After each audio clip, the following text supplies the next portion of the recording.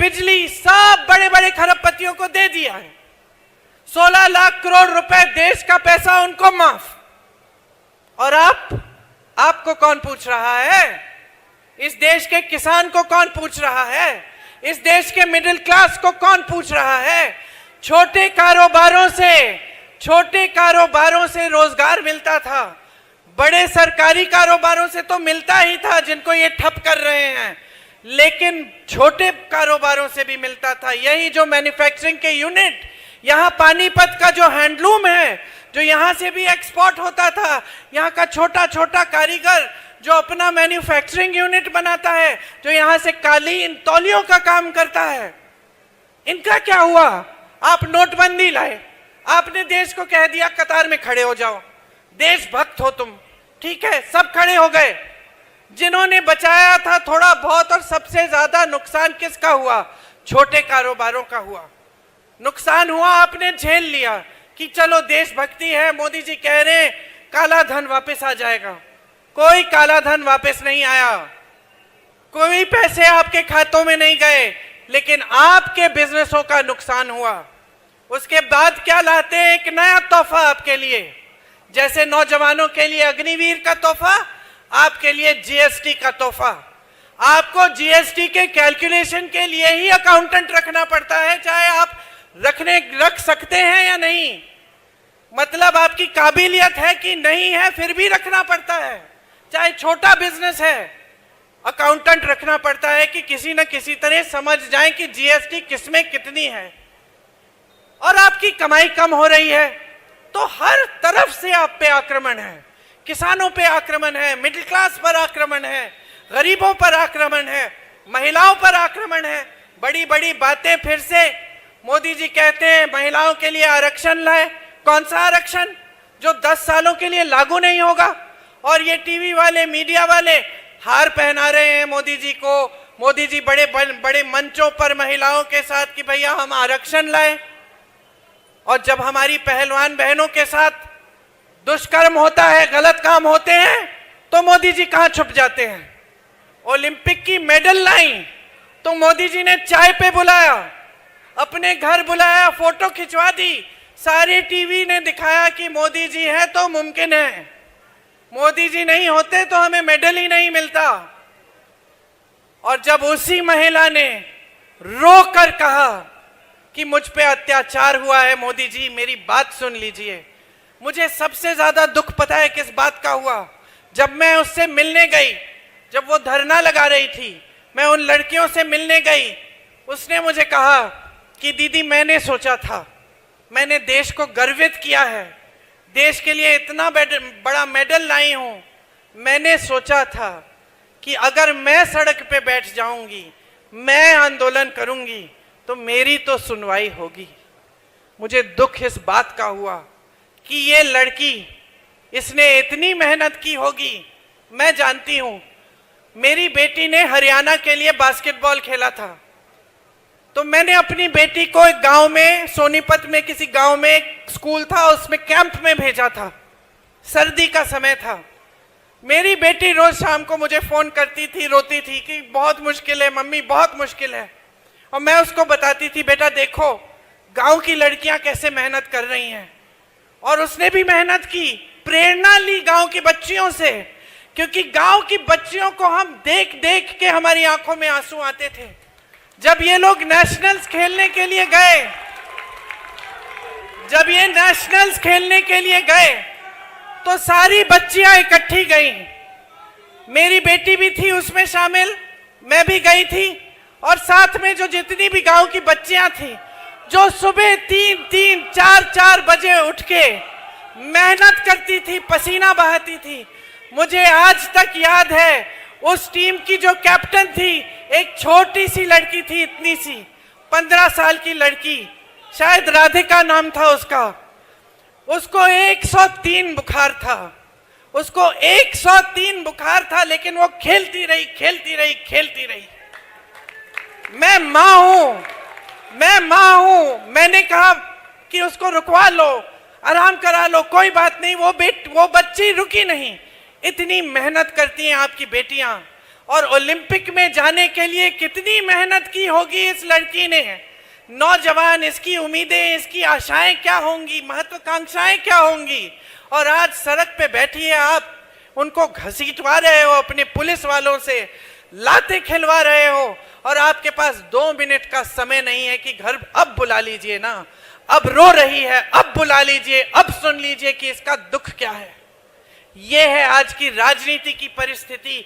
ये है हमारे देश के सबसे बड़े पद पर आसीन हमारे महान नेता प्रधानमंत्री मोदी जी। ये है उनकी हमदर्दी आपके लिए। समझ लीजिए बहनों और भाइयों, 10 सालों में जो सच्चाई आप जी रहे हैं, जिस तरह से आपको दिल्ली के अंदर इन्होंने जाने नहीं दिया, आपको बाहर रखा, आप पे लाठियां बरसाई, आपके ऊपर टीयर गैस डाला, आप पे पानी फेंकवाया, आपकी बिजली बंद कराई, जिस तरह से इन्होंने आपके साथ बर्ताव किया है, इसको भूलिए मत, भूलिए मत। 10 सालों से आप देख रहे हैं बड़ी बड़ी बातें मंच पे, देशभक्ति की बातें। मैं पूछना चाहती हूं, कौन है वो देशभक्त जो इस देश को, इसकी आत्मा को नहीं समझ पाया, जो इस देश के किसान का आदर नहीं कर पाया? कौन है वो देशभक्त? नरेंद्र मोदी जी हैं? मुझे तो नहीं लगता। जिसने इस देश के किसानों को देशद्रोही कहा, इस देश के शहीदों को देशद्रोही कहा, मुझे तो नहीं लगता।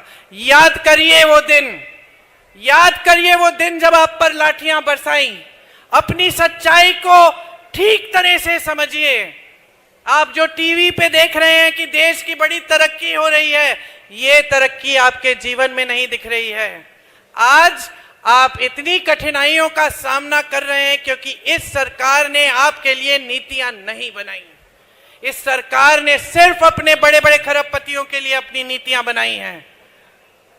ये सच्चाई है इस देश की। आज सच्चाई है इस देश के किसान का खून पसीना जो इस धरती में रोज गिर रहा है, लेकिन इसकी कोई सुनवाई नहीं है।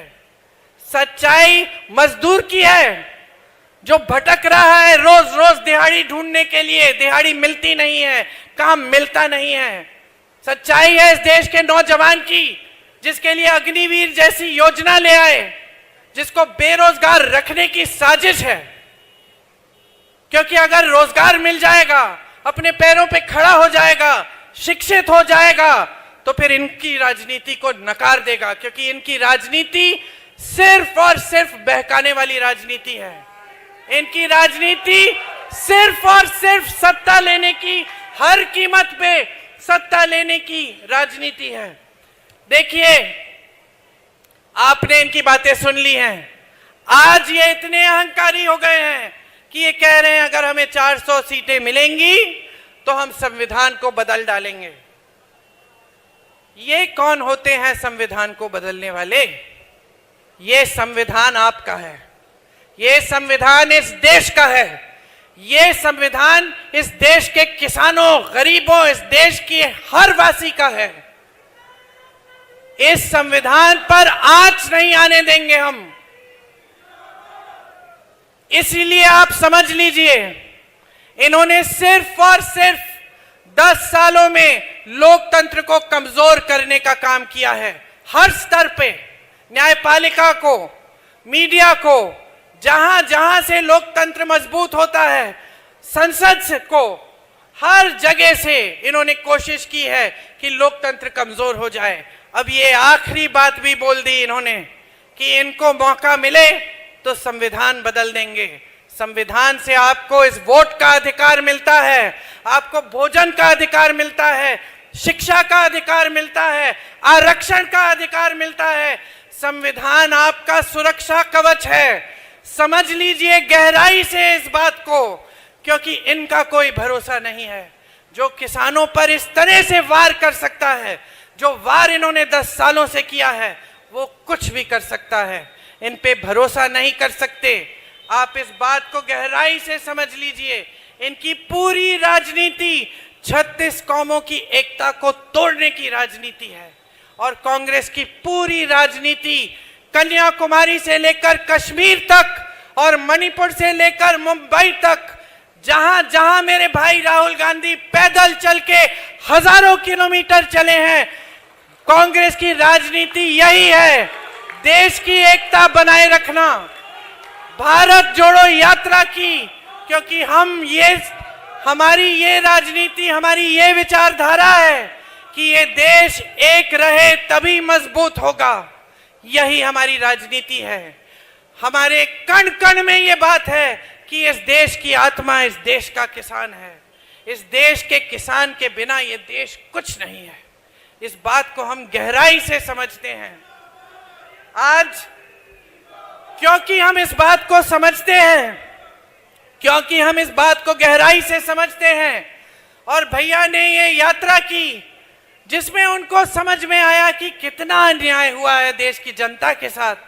हम एक न्याय पत्र अपनी पार्टी की तरफ से हमने घोषित किया। इस न्याय पत्र में हमने कुछ गारंटी लिखी है आपके लिए। मैं आपको ये गारंटी सुनाना चाहती हूं।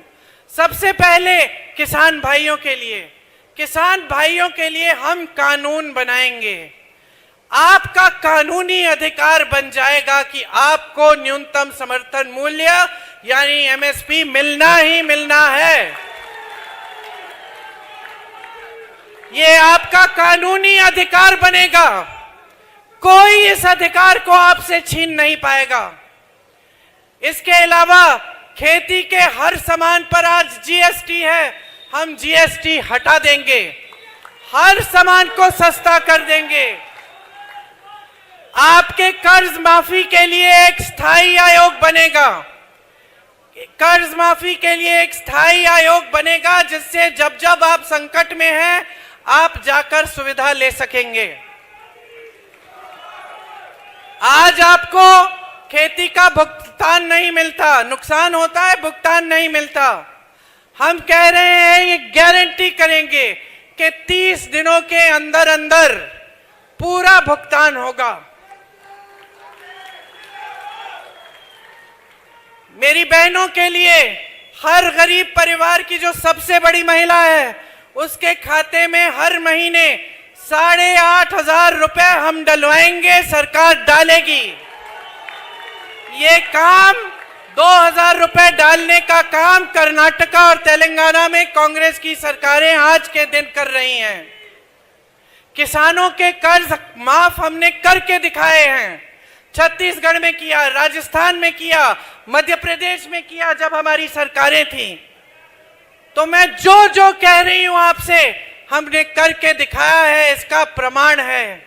महिलाओं के लिए आशा बहू, आंगनवाड़ी और मिड डे मील वाली महिलाओं का मानदेय बढ़ाया जाएगा। केंद्र से दुगनी राशि भेजी जाएगी। केंद्र सरकार में जितने भी पद हैं उनमें से आधे महिलाओं को दिए जाएंगे। नौजवानों के लिए जो स्नातक पास हैं उनके लिए पहली नौकरी पक्की, 1 लाख रुपए सालाना वो कमाएंगे।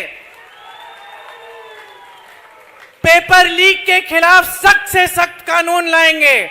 मोदी जी के कार्यकाल में 30 लाख सरकारी पद खाली है, हम उन 30 लाख सरकारी पदों को भरेंगे। अग्निवीर को रद्द करेंगे। आपका अपमान है ये स्कीम, हम इस स्कीम को रद्द कर देंगे जैसे ही हमारी सरकार बनेगी। जो मजदूर हैं जिनका आज शोषण होता है, ठेकेदार कुछ भी दे देता है, रोजगार नहीं है, जो भी दिहाड़ी मिलती है काम कर लेते हैं, हम उनके लिए कानून लाएंगे कि 400 से कम की दिहाड़ी नहीं दे पाएगा कोई। और इसके साथ साथ जिस तरह हम गांव में मनरेगा लाए और मोदी जी ने उसको कमजोर किया, हम मनरेगा को फिर से मजबूत बनाएंगे और शहरी मनरेगा लाएंगे ताकि पानीपत जैसे शहरों में भी 100 दिन का रोजगार की गारंटी आपको मिलेगी।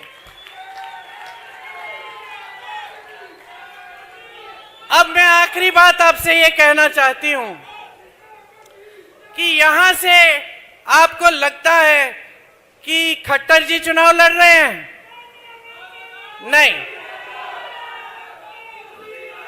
ये चुनाव ये चुनाव खट्टर जी के खिलाफ नहीं, ये चुनाव मोदी जी और मोदी जी की किसान विरोधी सरकार के खिलाफ है। आपका वोट आज मोदी जी को हराने के लिए जा रहा है। ध्यान से अपना वोट दीजिए, पूरे विवेक से अपना वोट दीजिए। जिन्होंने आपको दिल्ली के अंदर जाने से रोका, उनको दिल्ली से निकाल दीजिए। ये देश आपका है, ये देश आपका है। आप किसान हो इस देश के, इस देश की आत्मा हो, इस देश का जवान आपका बेटा है। मैं आपकी जो भावना है उसको समझती हूं, क्योंकि जब आपके बेटे देश के लिए शहीद होते हैं तो आप पीछे नहीं हटते। आप दूसरे बेटे को भी बोलते हैं, जाओ तुम भी जाओ, सरहद पे रक्षा करो देश की। ये आपकी भावना है, ये आपके जज्बात हैं। मैं इस भावना को इसलिए समझती हूं क्योंकि मैं भी एक शहीद की बेटी हूं और एक शहीद की पोती हूं। और अगर मेरे 100 बेटे होते, मैं भी उनको वही कहती जो आप अपने बेटों को कहते हो। तो ये देश आपका है, इस देश की हिफाजत की जिम्मेदारी आपकी है जितनी हमारी है।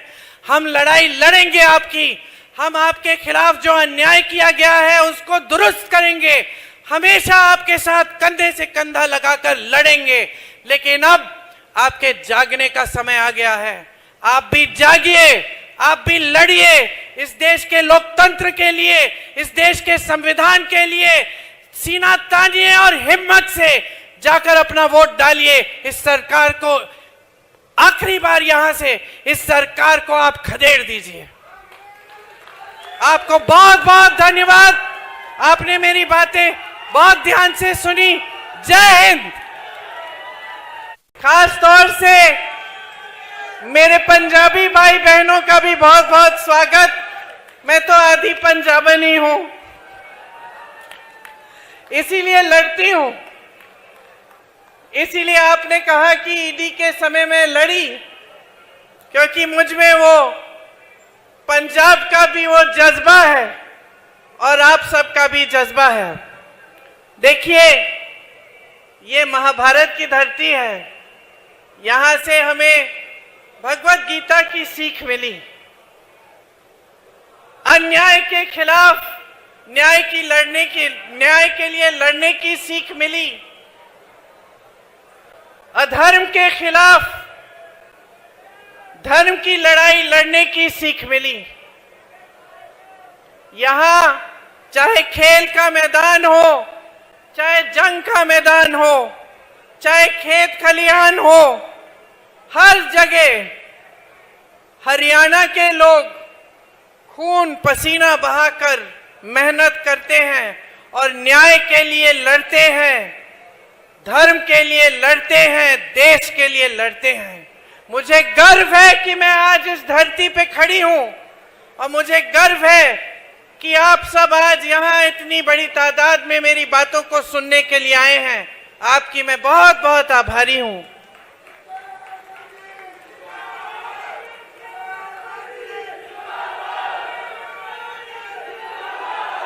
देखिए, ये देश किसानों का देश है। इस देश की आत्मा इस देश का किसान है। आजादी की लड़ाई से, बल्कि उससे पहले से, आजादी की लड़ाई से भी सैकड़ों वर्ष पहले से इस देश का किसान इस देश के लिए, आजादी के लिए लड़ा है, अपना खून दिया है, अपना पसीना दिया है। इस देश को अगर कोई समझना चाहता है तो इस देश के किसान को समझे। आप जब खेती करते हैं,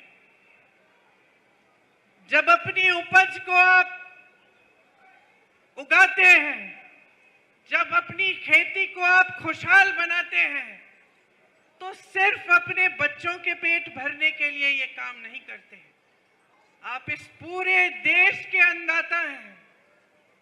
आप देश की नई पीढ़ी को बनाते हैं। इस पूरे देश को आप खिलाते हैं। आप इस देश की रीढ़ की हड्डी हो। इस देश की आत्मा हो। हरित क्रांति जब इंदिरा जी लाई तो वो इस बात को समझ के लाई, इस देश की आत्मनिर्भरता का श्रेय इंदिरा जी के साथ इस देश के एक एक किसान को मिलता है, जिसने इस देश को आत्मनिर्भर बनाया अपनी मेहनत से, अपने खून पसीने से।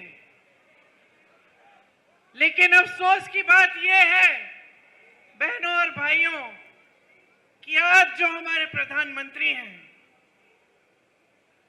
जो सरकार आज देश में चल रही है, 10 सालों से केंद्र में बैठी है, वो इस सीधी सी साधारण बात को समझ नहीं पाए।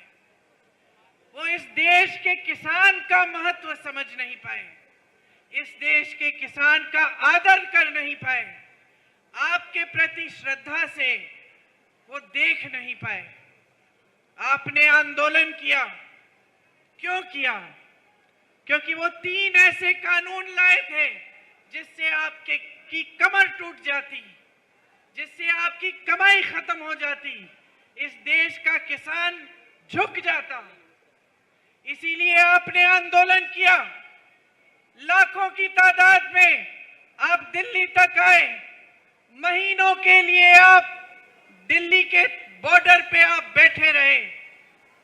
इस देश के हर देशवासी ने आपको देखा, हर देशवासी के दिल में आपके लिए हमदर्दी जागी। आपके लिए कोई पानी लाया, कोई खाना लाया, कोई आपके साथ आकर बैठा। मुझे याद है दीपेंद्र जी रोज रोज आपके आंदोलन में शामिल होते थे, आपके साथ आकर बैठते थे। लेकिन भाजपा का एक एक नेता, भाजपा के प्रधानमंत्री जो इस देश के सबसे बड़े पद पर आसीन हैं, उन्होंने आपकी सुनवाई तक नहीं की। आपकी बिजली बंद की, आपका पानी बंद किया, आपको देशद्रोही का दर्जा दिया। ये सारी मीडिया जो आपके सामने खड़ी है, जो आज बड़े बड़े खरबपतियों की है, इन्होंने आपको देशद्रोही कहा, आपके बारे में अपशब्द कहे, आपको आतंकवादी कहा। आप में से 600 भाई शहीद हुए, मोदी जी ने अपने पलक नहीं झपकाई। मुझे याद है आपने जिक्र किया दीपेंद्र जी, मुझे याद है यूपी में एक मंत्री के बेटे ने 6 किसानों को अपने जीप के तले कुचल दिया। ताज्जुब की बात यह है भाई और बहनों, हमारी राजनीतिक सभ्यता हमें इंदिरा जी ने सिखाई थी कि जहां कष्ट है, जहां संकट है, सबसे पहले वहां पहुंचो। तो जब हमने सुना कि ऐसा हुआ है, हम गाड़ी में बैठे, रात का समय था, बहुत बड़ी आंधी भी थी उस दिन, बारिश आ रही थी। हमने कहा हम जाएंगे, उन किसानों के परिवारों से मिलने जाएंगे। मुझे ताज्जुब हुआ कि जिसने उनको कुचला उसके खिलाफ कोई कार्रवाई नहीं की गई, लेकिन जहां हम रह रहे थे चारों तरफ पूरे घर की पुलिस आ गई, नाकाबंदी की कि हम बाहर निकल ना पाए। हम किसी न किसी तरह से निकल गए। पूरी रात हम पुलिस से भाग भाग कर सब जगह नाकाबंदी की थी। किस लिए? हमको पकड़ने के लिए। हम तो परिवार से मिलने जा रहे थे, लेकिन उसको पकड़ने के लिए एक उंगली नहीं उठाई जिसने ऐसा किया था। हम पूरी रात के लिए पुलिस से इधर उधर भागते हुए लखीमपुर खीरी तक पहुंचे, और जब हम पहुंचे तो 4 बजे थे सुबह के, हमें गिरफ्तार कर लिया। दीपेंद्र जी ने आपको बताया कि किस तरह से पुलिस ने हमको घेरा और हमें रोकने की कोशिश की, लेकिन ताज्जुब तो इस बात का था कि हमें रोकने की कोशिश हो रही थी, उनको रोकने की कोई कोशिश नहीं थी। तो ये सरकार की मनसा आपको बताता है, इससे पता चलता है कि इनकी मानसिकता क्या है। जब हम पहुंचे 3-4 दिन बाद उन किसानों के परिवारों से मिलने के लिए, तो उनका दुख, उनका दर्द हमें समझ में आया। वो आंदोलन कर रहे थे, शांति से कर रहे थे, जिस तरह से आपने यहां दिल्ली में किया। उनको बेरहमी से कुचला गया। उनके परिवार के सदस्य रो रहे थे, दुखी थे, न्याय चाह रहे थे, कह रहे थे कि हमें यकीन नहीं होता, हम सिर्फ न्याय चाहते हैं दीदी, हमें न्याय नहीं मिल रहा है, कोई हमारे दर्द को समझ ही नहीं रहा है। लेकिन अगर एक बात स्पष्ट हुई है इन 10 सालों में, तो ये बात स्पष्ट हुई है कि मोदी जी इस देश के किसान, इस देश के गरीब, इस देश के मिडिल क्लास, इस देश की गरीब महिलाओं, इस देश के नौजवानों का दर्द नहीं समझते। वो कट चुके हैं आपसे।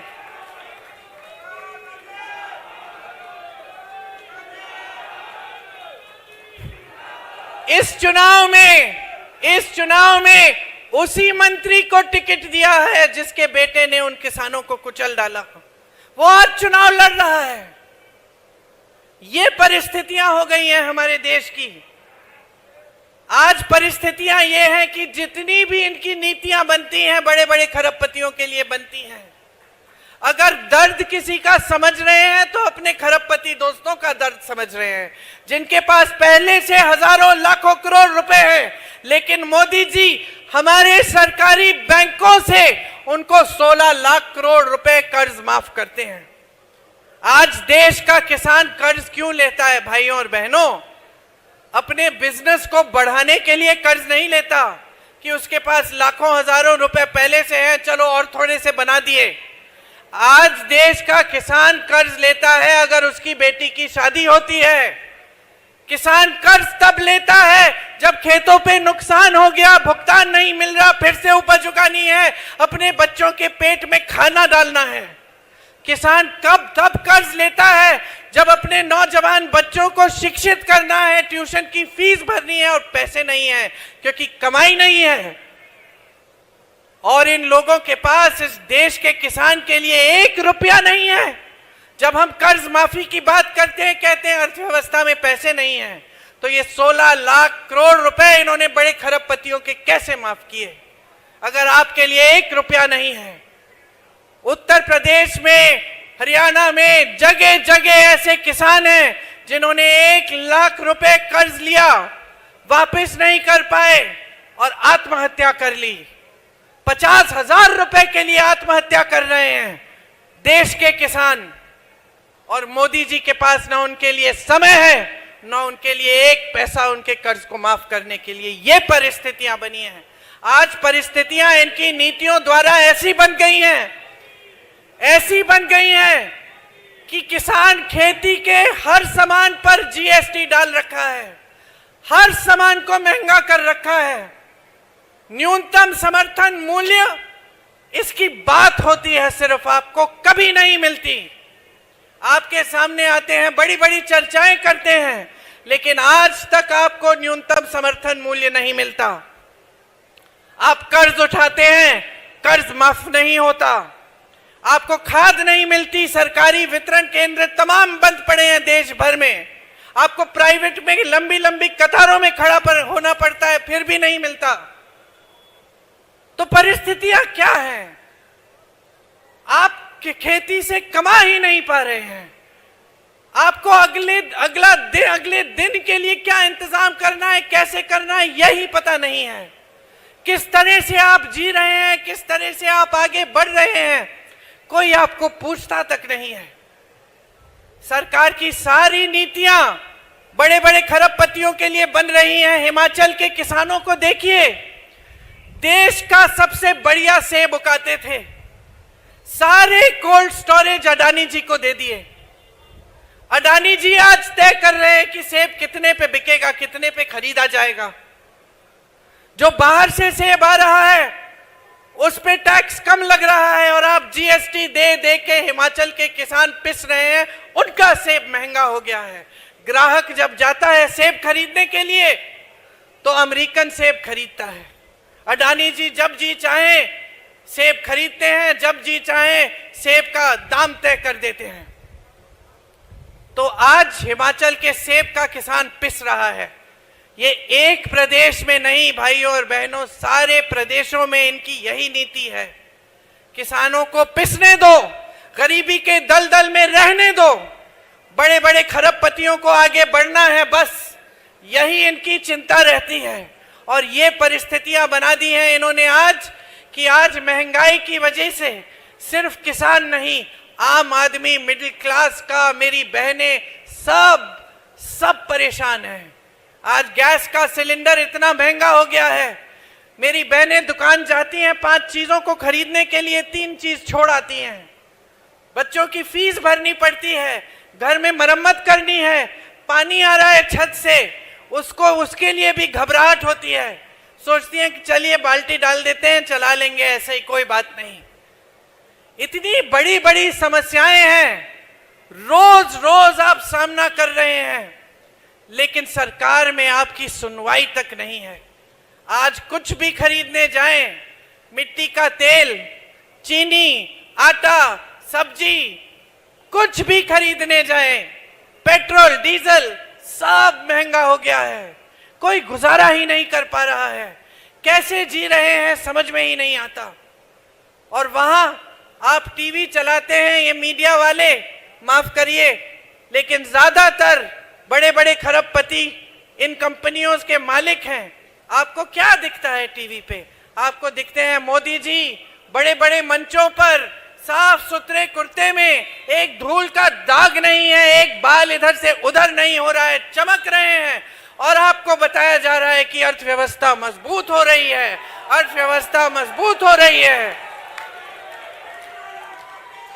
आज देश में सबसे ज्यादा बेरोजगारी है, सबसे ज्यादा बेरोजगारी है। किसान का बेटा कौन है? किसान का बेटा ही जवान है, जो हमारी रक्षा करता है, जो सरहद पे जाकर इस देश के लिए कुर्बान होने की तैयारी करता है। मैंने आंखों से देखा है, मैंने आंखों से देखा है उत्तर प्रदेश के गांव गांव में, और मैं जानती हूं कि हरियाणा के गांव गांव में भी सुबह सुबह 3-4 बजे वर्जिश करते हुए, दौड़ लगाते हुए बच्चों को, उनकी उम्मीदों का क्या हुआ? उनकी आशाओं का क्या हुआ? आप तो 4 साल बाद अग्निवीर लाके उनको भी बेरोजगार करना चाहते हैं, जो सेना में भर्ती करने की उम्मीद रखते हैं। बच्चे रोते रोते आते हैं हमारे पास। मैं राहुल जी के साथ यात्रा कर रही थी मुंबई में, एक बच्चा आया, जीप पे चढ़ गया, रोने लग गया। हमने कहा क्या हुआ? बोला दीदी 3 बार मैं भर्ती का कर चुका हूं, सारी परिश्रम की है, सूची में नाम भी आ गया, अब पिताजी कह रहे कि मत जाओ। तो मैंने कहा तुम्हारा मन क्या है? कहता है मन नहीं है दीदी, डर लगता है, मैं जाऊंगा भी तो 4 साल बाद मेरा क्या होगा, और मैं चले गया, मैं शहीद हो गया तो शहीद का दर्जा भी नहीं मिलेगा, शहीद का पेंशन भी नहीं मिलेगा मेरे परिवार को। रोने लग गया, कहा मैंने अपने 3 साल बर्बाद कर लिए, आज मैं यहां खड़ा हूं। मैं जाना चाहता था, देश की सेवा करना चाहता था। उस बच्चे की आंखों में वो जज्बा दिखा मुझे, वो शहादत का जज्बा, वो जज्बा कि मैं शहीद हो जाऊंगा लेकिन देश की रक्षा करूंगा। लेकिन उसको ये घबराहट थी कि अगर मैं कर भी डालूं तो मेरे परिवार की देखभाल कौन करेगा। आज बेरोजगारी चरम पे है और मोदी जी अग्निवीर जैसी स्कीम लाते हैं। बेरोजगारी चरम पे है, 70 करोड़ नौजवान बेरोजगार हैं इस देश में आज। कभी ऐसा नहीं हुआ बहनों और भाइयों। मोदी जी कहते हैं ना 70 सालों में कांग्रेस ने कुछ नहीं किया, मैंने 10 सालों में वो कर दिया जो इन्होंने 70 साल में नहीं किया। हाँ, 10 सालों में इन्होंने बेरोजगारी को इतना बढ़ा दिया कि 45 सालों में इतनी बेरोजगारी नहीं रही जितनी आज है।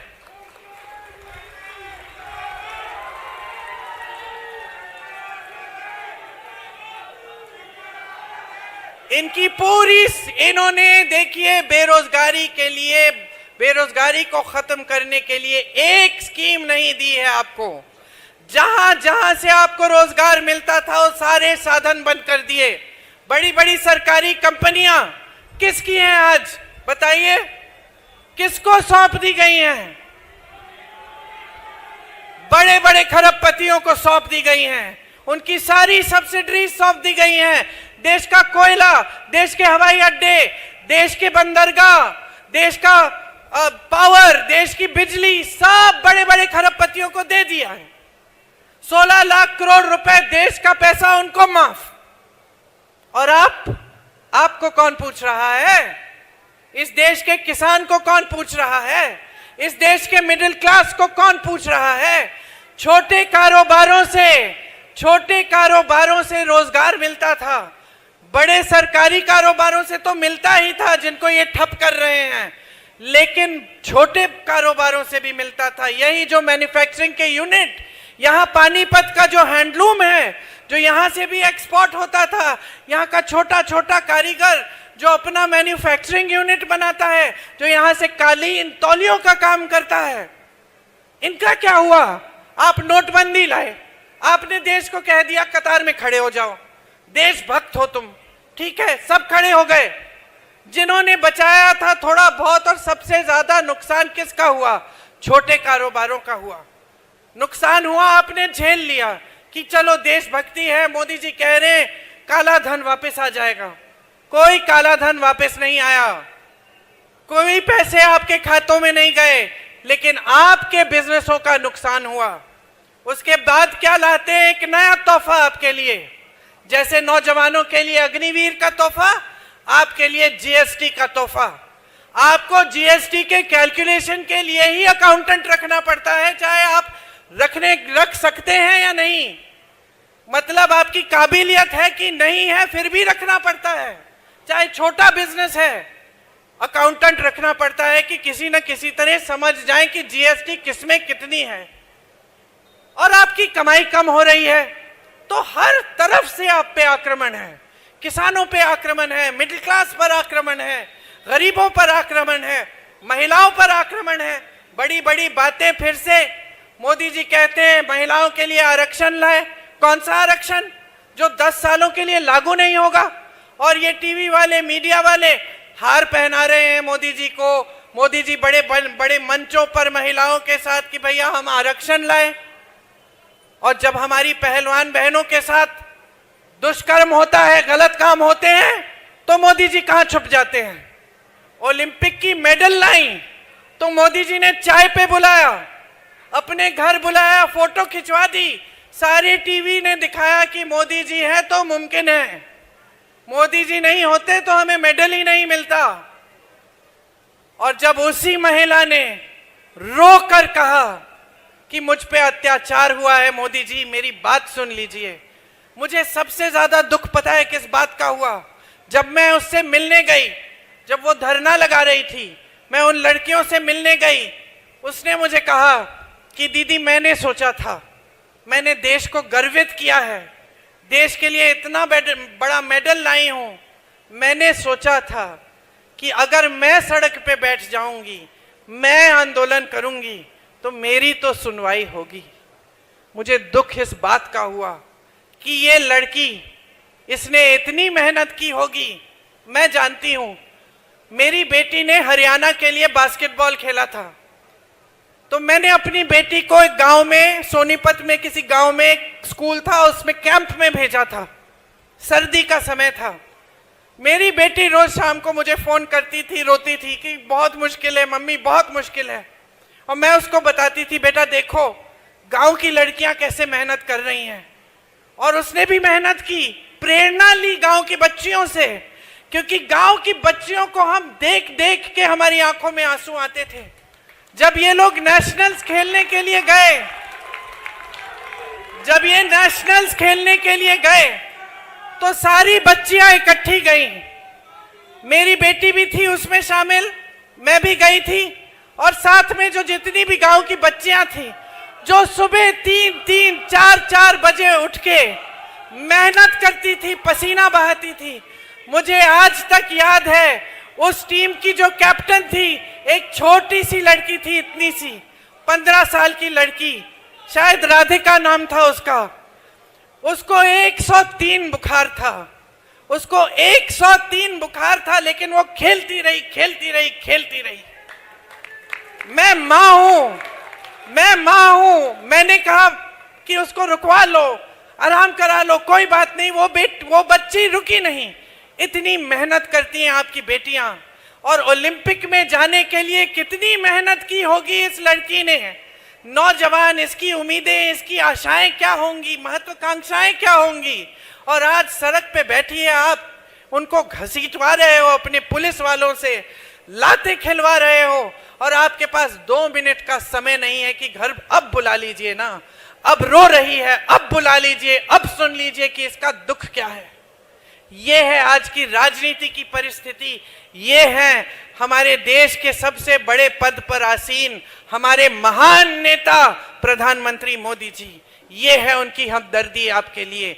समझ लीजिए बहनों और भाइयों, 10 सालों में जो सच्चाई आप जी रहे हैं, जिस तरह से आपको दिल्ली के अंदर इन्होंने जाने नहीं दिया, आपको बाहर रखा, आप पे लाठियां बरसाई, आपके ऊपर टीयर गैस डाला, आप पे पानी फेंकवाया, आपकी बिजली बंद कराई, जिस तरह से इन्होंने आपके साथ बर्ताव किया है, इसको भूलिए मत, भूलिए मत। 10 सालों से आप देख रहे हैं बड़ी बड़ी बातें मंच पे, देशभक्ति की बातें। मैं पूछना चाहती हूं, कौन है वो देशभक्त जो इस देश को, इसकी आत्मा को नहीं समझ पाया, जो इस देश के किसान का आदर नहीं कर पाया? कौन है वो देशभक्त? नरेंद्र मोदी जी हैं? मुझे तो नहीं लगता। जिसने इस देश के किसानों को देशद्रोही कहा, इस देश के शहीदों को देशद्रोही कहा, मुझे तो नहीं लगता। याद करिए वो दिन, याद